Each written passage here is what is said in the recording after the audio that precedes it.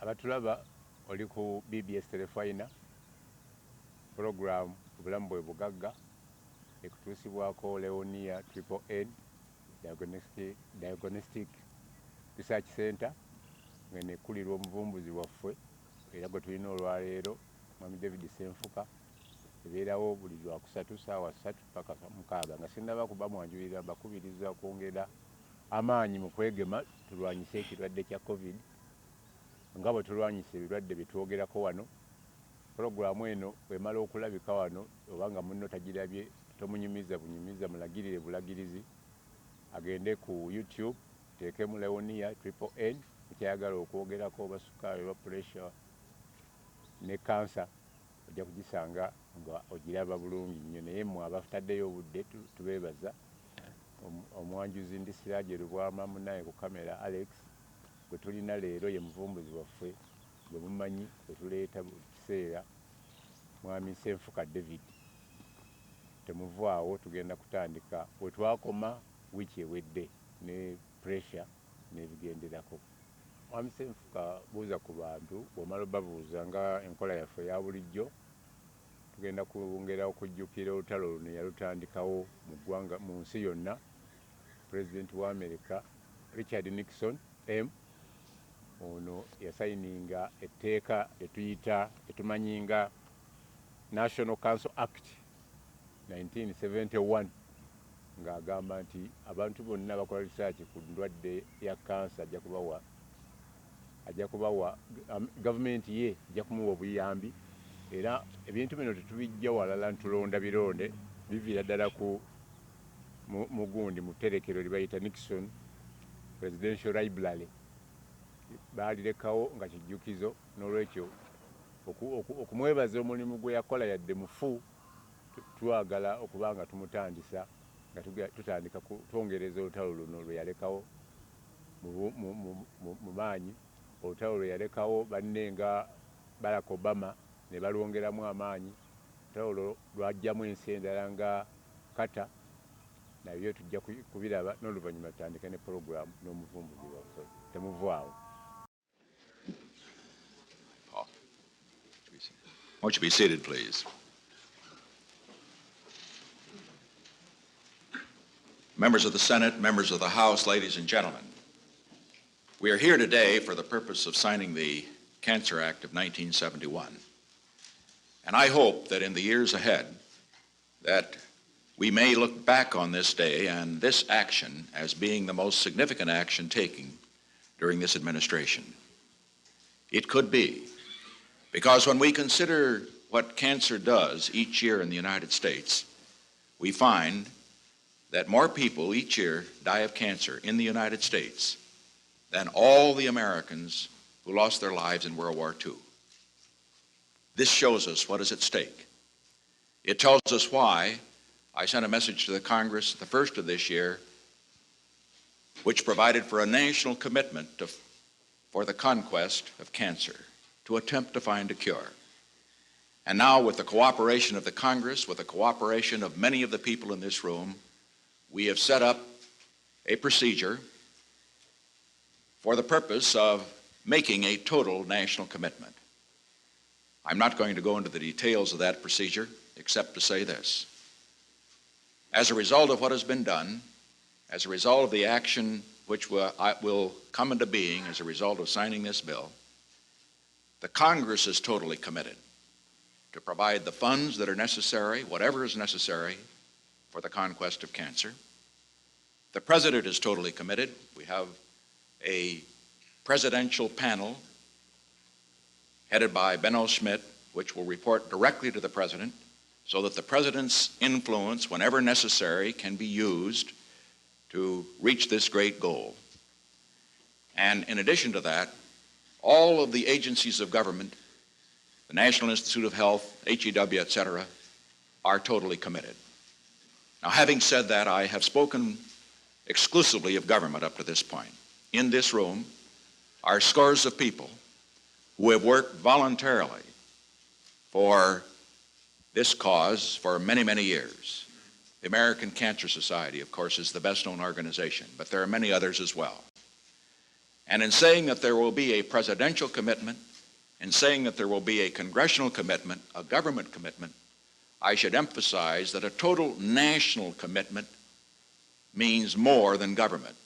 It means all the voluntary activities must also continue. We have to realize that only 1/6 of everything that is produced in America is produced by what government does. 5/6 of what we do in America is produced by what people do in their voluntary and cooperative capacities. And so we need the continued cooperation of all the volunteer organizations. You will have, of course, the total commitment of government, and that is what the signing of this bill now does.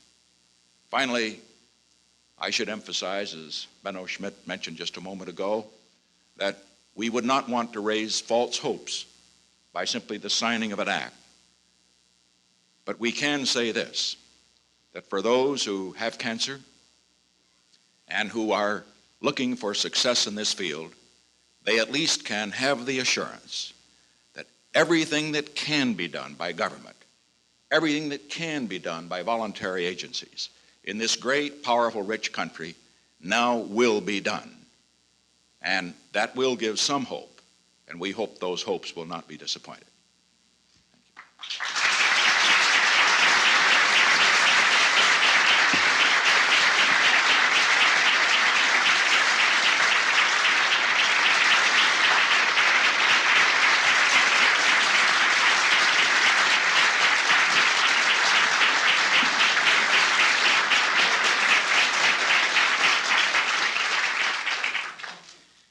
Ladies and gentlemen, for those of you who have not participated in signing ceremonies, and that, of course, does not include the members of the House and Senate who are here, I see that many of them have been here previously.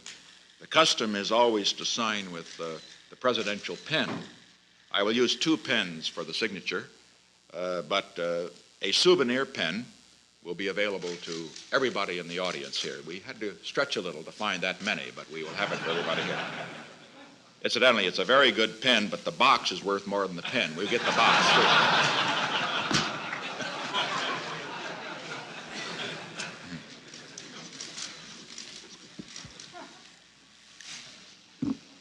Benno, you get the Richard.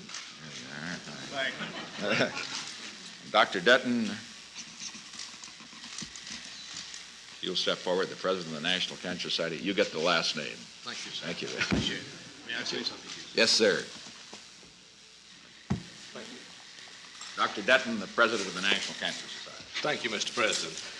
We would like to think that this is a wonderful Christmas present in the signing of this bill with this pen today for the 52 million people in our country who will develop cancer, who are now living. This bill, we feel, is a real great opportunity for America, probably the greatest thing that has ever been done by the United States. And to you, sir, who asked for this to be a national priority, and to our friends in the Congress who gave us this bill, the 2.25 million volunteers of the American Cancer Society ask that I express their appreciation. We're truly grateful, sir. Thank you, Doctor. Thank you. Thank you.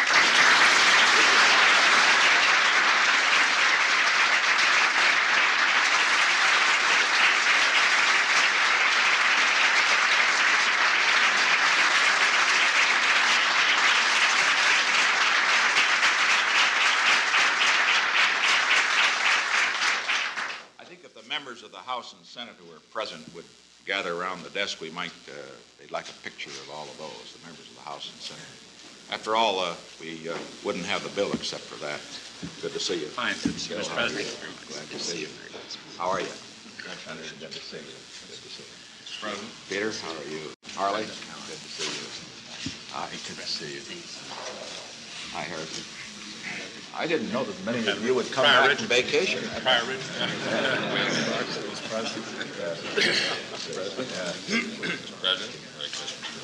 We're still working, Mr. President. Yes, good to see you. Good to see you, sir. Pleasure to see you. This is an indication of the priorities. You know, the Congress had a very long session and finally got adjourned. We all appreciated that fact, incidentally. But once they adjourned,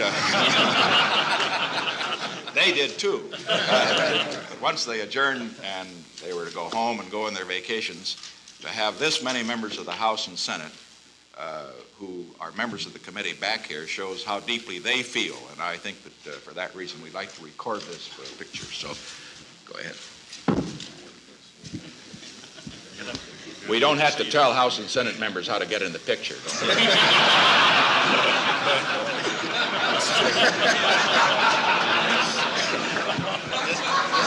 It's kind of crowded up there.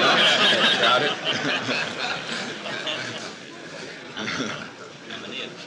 Well, you're right here. You're right here. That's the thing. All right. Couldn't be too much. Wait a minute. Now, Dr. Benno Schmidt and Dr. Detton, if you would just stay right where you are on either side so that you get in it too. There we are. Now, one more.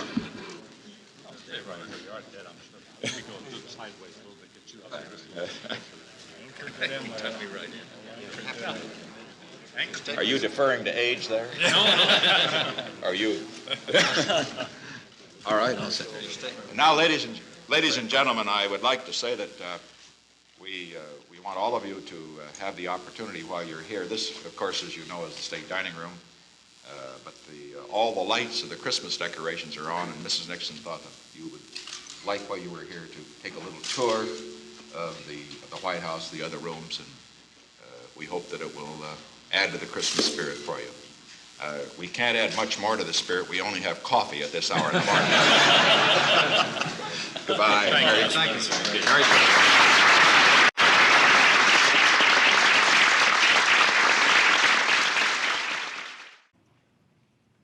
You know, last year, Vice President Biden said that with a new moonshot, America can cure cancer.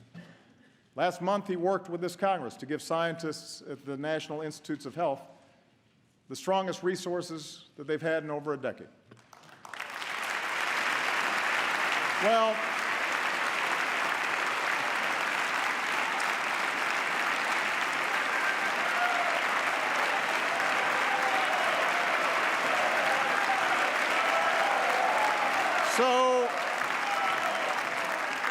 So tonight I'm announcing a new national effort to get it done. And because he's gone to the mat for all of us on so many issues over the past 40 years, I'm putting Joe in charge of mission control.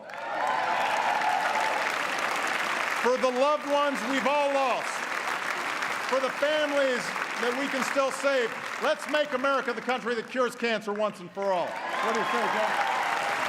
Let's make it happen.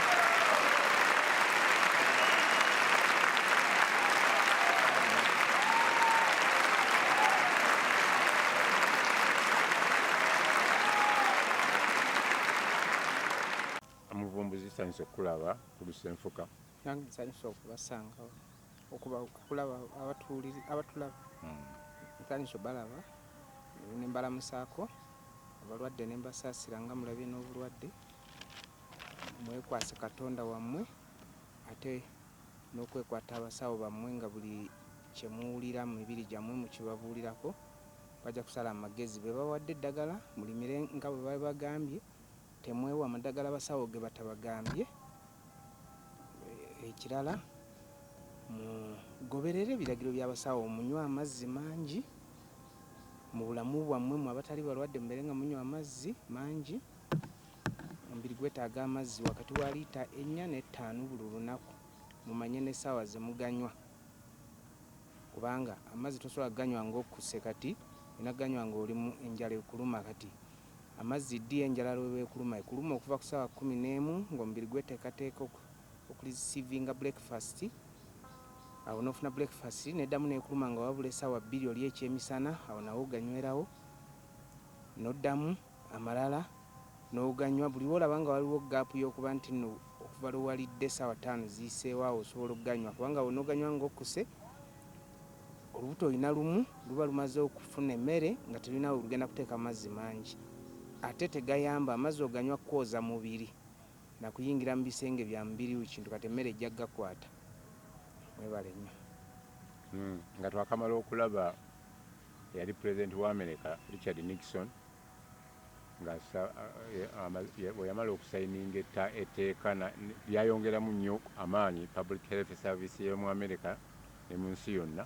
musanvu gumu tunatera okuweza emyaka 5 mu Desemba omwaka guno kuba yasayininga 23 Desemba 1971 bw'amala okulisayininga ne tugenda mu maaso Obama n'ayongeramu amaanyi ensi ne zeeyongerako endala twagala kumanya kitwasubya abalabi baffe wiiki ewedde twali tubagambye tugenda kwogera ku pressure kwe mbadde njagala okutandikira soko tuwuire pressure kyeki era akwata atya. Kakati pressure nze ng'omunoonyereza nja kwogerako ebyo bitonotono byemanyi pressure naye bagamba nno omutima gwe guba gufunyeemu obuzibu. Kati entunnunsi ne zeeyongera okukuba nga zikubira kumukumu oba nga ate zikuba kitono zirina ebiseera byazo mwe zirina okuba nga zikubira. Kati omuntu ng'ayagala okumanya pressure omutima engeri gye gukolamu baga nti ekintu bino ebyensi bye tukozesa ebirireted ku mutima oyinza oga nti essaawa zino zetwambala nti engeri gye zimugenda zimuvingamu ziti n'obulimi bwazo tuna omutima ebiseera ebisinga bwe gukola bwe gutyo guba gukuba. Kati n'essaawa era ogiraba bw'eba ekyankalanye kayinza okutandika okukuba kumukumu oba okuba nga kasooba kakuba kasooba byombi bibiri bya mutawaana bwe kakuba okumukumu bya mutawaana kigonza omutima gubanga era kyovula wodduka n'okwata wano guba gukubira kumukumu kuba gulaga nti ekintu ky'oli mu kukola obadde oli mu gukaka.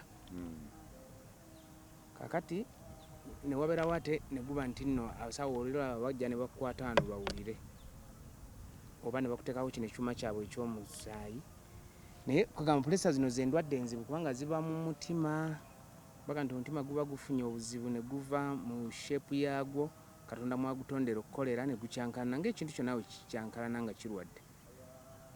Kati n'ofuna pressure bulwadde bwa mutawaana kubanga baga nti bulemaza era ndoza mulabi bangi abalemadde ate tebuliiko myaka tebuliiko myaka ate bukwatagana nnyo n'endowooza y'omuntu kubanga olumu bye tulowooza ebisoboka n'ebitasoboke n'olowooza ebikukanga omutima nga bwe banaga nti bakunoonya. Kati ng'ennaku zino nange obwange teguteredde waliwo eyandaliisa okujja okunzita byazzeemu poliisi eri mu kunoonyereza era nadduse ku poliisi Onyango mukwano gwange Onyango yagamba nti abakuumi tugenda kubamuwa naye ndoza yabatikka ku nfuddu tebatuukanga so kati ng'ebyo nange kati ennaku zino nange omutima gwange guliko waggulu ng'abasawo bagusanga kubanga biba bikweraliikiriza. Ate ejjukira olina abantu bosinkana buli lunaku buli gwogenda okusinkana n'oga nti oba ono gwe basindiza okummaliriza so ebyo byonna nawe ebityo bireeta bisobola okuva ku pressure. Abalala nejja nga bw'ombuuza nti ki ekyagireeta takimanyi ebirala ne birwala bulwazi ng'omuntu walwala obulwazi naye bulwadde bwa mutawaana. Kati abasawo ki kye bakola nga babukusanzeemu basooka ne balaba akola ku exercise kendeeza ku bintu by'obadde olya akola ku kino balaba omubiri gunaawewuka naye era bwe kigaana baba balina okuteeka ku ddagala ne balikuumirako ng'olimira ddeyire gwe mutawaana naawe oguliwo kubanga ekyokusooka sirajje waliwo lw'obulwa ssente enjala ng'ekuluma n'obulwa ssente n'otalya kituufu naye kati jjukira eza pressure teziteekwa kubula naye obanga ez'emmere zikubula eza ddagala ly'okugula lya pressure onoolijjawo ate zino ensi ezaffe zikyali njavu okyazisaasira nti emulago bateekayo abasawo n'ogendayo ne balikuwandika ne bagenda oligule nga emulago naye yennyini ku saawa yo teririiwo. Kakati nolaba nti omuntu aba ayingidde obulamu obuzibu kati ate kwoteekana bino ebyoga nti ayinza okuba nekukyamya nankani oba omumwa nekutta amaaso nekola kiso pressure lumbe lwa mutawaana nnyo ayinza okugenda wansi neremerayo n'ofa. Ndoza oba olina pressure bagamba nti bikaseera konna buli ddakiika eri ku nsi osobola okufa abantu bateewuunya pressure zaalinnye waliwo ekyamukanze omuntu ekintu kyaboggodde nga teyeetegese eddoboozi eryo n'ali receiving mu mutima gwe n'alwala so eyo gye bayita pressure. Kakati abasawo biki bagamba ebitera okugireeta ng'oggyeko okweraliikirira abasawo bagenda bagamba avoidinga byeweeraliikirira naye nze bakingambako nekinnema kati nga waliwo omuntu eyagambye okunzita kati lirwogamba nti ekyo kintu tokirowoozaako ekyokufa kizibu olaba nekyetali kyakufa kuba kibeera mu bulamu bwo nga wekiri kiri exist toyinza gaa nti kankireke namwe obutakirowoozaako kati ekyo ekyoba olina kati babasawo baga nti weera avoiding okulowooza ennyo toyina siraje waba kubanja singi 2 nga tolina bimu oba olowooza ngenda kuswala siraje namugamba ennaku 2 zigenda kugwako nemmere bwekulema okugula awaka kati abantu mu bulamu bwaffe babeera balina ebizibu bingi bye balowoozaako ebimu bayinza obibuuliako abantu abamu ne batabibuulyako bantu abamu ne bagenda ne babibuulyako bannaddiini baabwe abamu ne babibuulyako bakwano baabwe abalala ne bagenda mu basawo bakansala bagenda bakansalinga abantu bakansolinga abantu naye mbufunze ebitera ebimu abasawo bagamba ebireeta pulesa kufuna amasavu amangi mu musaayi naye nobagera amasavu amangi abantu balowooza nti bagamba omuntu omunene abanene bangi baba tebalina pulesa nga tebalina n'abasavu mu mubiri nga batono ne mujaga nga emusula nga bagalina buli buba bulwadde simanyi ani yabituuma nti ezo ziba masavu ga musaayi naye bo bagamba nti guba gukutte ebikudumo nga tebikyasobola kuddukira ku sipiidi ekyokubiri ne bagamba nga emisuwamu egulina okuyita gitambula mpola kugamba gifunze bwe guba mwala nga gulimu obukyafu bungi amazzi tegakyalinawe gayita bulungi nakyo kati omutima guba gugezaho ogusukuma jjukira ate omutima gwe gusukuma omusaayi gutuuke buli kitundu kya mubiri kigireeta abula ne baga nti omutima gulina ebinywa zewandiise masozi z'omutima eziguyamba okugira bwe guti bwegupampinga omusaayi kati we birwala ebyo ebinywa babiyita heart markers omutima gutandika okwekaka nga bisanyaladde biguleeta kati ne babaako ebirala ebireeta pulesa oyinza okulwala gundi kidini nereeta nayo pulesa endala emisuwa nga gikyankalanye so ebintu bingi naye ffe tugamba tetufuddeyo kikyabuleeta kubanga bwe obuzze tebukyavaawo kati kulaba engeri gyogenda obumanaginga mu pulesa olina gimanaginga ng'ogendewo omusawo abalwadde ba pulesa kuno kulabula gye muli babaawo eddagala abasawo nowulira nga ekkakkanyeeko n'olyejjako totekwa kulyejjako okujjako omusawo nga yakugaye nti liveeko kubanga erimu ku ddagala lya pulesa bagamba olibeerako we baba bakujjako osobola okuwona waliwo abawona pulesa naye era nalyo livaako mpola tolivaako lumu kati obonna obuwabuzi bw'omusawo kyabwetaaga okulwanyisa endwadde mulina kufuula abasawo mikwano gyammwe bamanye ebintu bingi kubanga bo bagenda ne babisoma gwe tewabisoma kati olina kubiyigira ku yasoma ate obulamu bubeera bubwe ye yasoma ku bya bulamu bwe si bya bubwe era naye bw'alwala agenda wa musawo mulala so bye yasoma ebyobusawo bye biyamba balala tebiyamba ye so kati kyekyo kakati ffe ettagala twasooka okuba nalyo amadagala we gali ku nsa mangi aga pulesa naye ffe twasooka okuba nalyo lya ddagala lya gavumenti yaliraba mu lyafe awo balisaca ba gavumenti be batugamba nti eddagala lyammwe limuina erya sukaali muliwe n'abya pulesa bagenda kuwona muliwe n'aba kidini mufunze nze ndaba mu ddwaliro omulwadde bwagendayo n'endwadde ez'enjawulo basooka mukebera puresha nga tannaba kutegeera naye bw'ogaa nti eddagala eryammwe baaliraba eddagala lya puresha baaliraba mu ddagala lyammwe ate nga lya kansa kitegeeza waliwo oluganda lunene nga lya sukaali manya lya sukaali waliwo oluganda olunene wakati wa puresha ne sukaali ekituufu abantu abasinga oba totandise na sukaali notandika na pulesa era manya ne sukaali agenda kujja oba totandise na pulesa ne sukaali gamba naye aba agenda kujja gamba sisitemu ya sukaali engeri gyakwatamu ekyankalanya omubiri kati ebintu ebimu ne bisanga obuzibu kubanga ebimu bagamba omala okulwala sukaali ekimu kukiyamba amangu ekizibu kyogenda okufuna ekirala kyakutereka masavu mu musaayi fats kubanga omubiri guba kukyanga nga tegukyagafulumya katonda yakola amasavu tugeetaaga ti ensonga lwaki obeerawo ng'otuyana towulira mpewo nga tetulinga abali mu bunnyogovu amasavu awo gakka ne ku ssaawa ey'omusana nga gasse nga matono mu mubiri gwo oba owulira empewo abasawo bagamba naye ate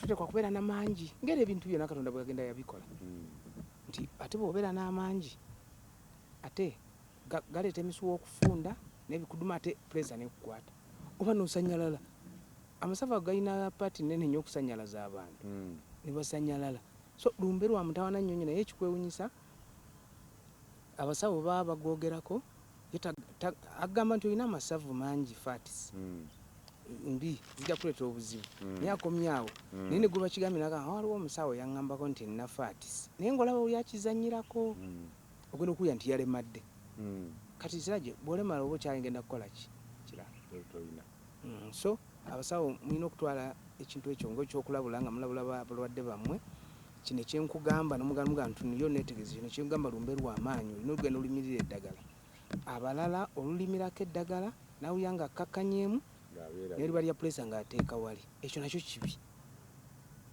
si gwe wali yewadde yali kuwadde akugambyeko nti lireke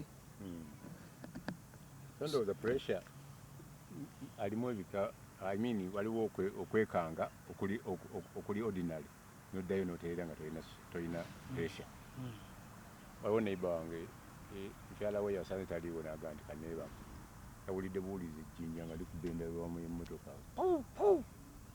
nagwa eri neyeekanga bagenza omugjawo okumukolera nga talina pressure naye nga yatidde nnyo yagamba omulimu gunkweddeko ebamu yaza mukama wange sina ssente zisasula ate sinza muga nti zagudde kati oyo naafuna ekizibu kati abantu tufuna ebitukanga nefuna senga wange yafa lwa pressure naye nga yanyumiranga eddagala naawona wedde nina senga owokubiri omukyala wange omulala naye mulwadde wasonemuko kitegi naye bo ate bakulu muki mu myaka pressure talina bulaketi ya myaka nga wetwalabye talina kubanga abaana abatono baba bakwata kuba kati omwana omutasobola okulwala ensigo zireeta pulesa kati onogamba nti aliko emyaka tali sikiwulyangawo ekyemyaka omuntu tugamba nti omuntu kati obeerawo ng'ossa bakulese ku nsi oba oli mwana wa lunaku lumu endwadde zonna ezisobola okukwata abalala zikukwata n'ebintu bikyenjinze bagambanga nti teri mwana muto gwe bakabeera typhoid okujjaho ng'alina emyaka 8